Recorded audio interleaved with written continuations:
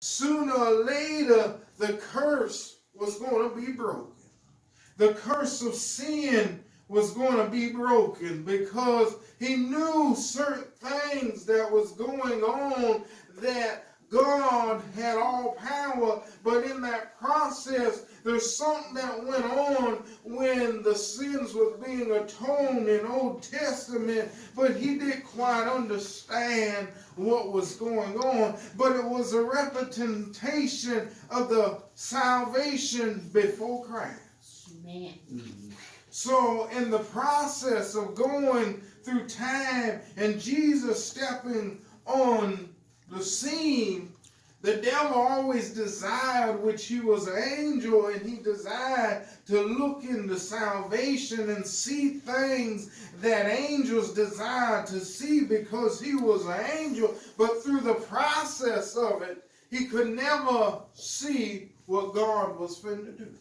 He could only see the point of Jesus being here on earth. But he didn't understand what he was here for.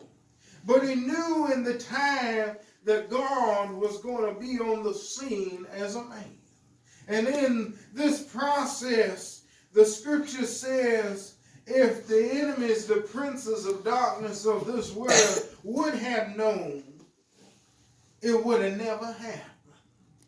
So in this process, we have to understand that God had a plan. Amen. And in that plan, it calls for blood to be shed.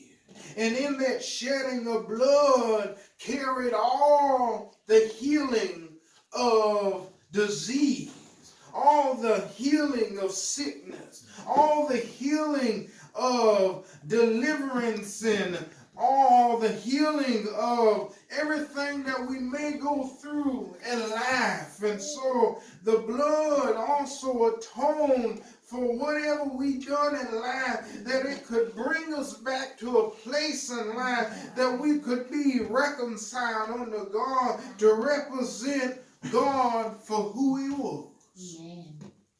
That the enemy didn't have power over us no more. When the blood is mentioned in the Bible multiple times from the Old to the New Testament, and every time when a sacrifice was being done, there has to be a cleansing. There had to be a process of pretty much going through a sanctification period.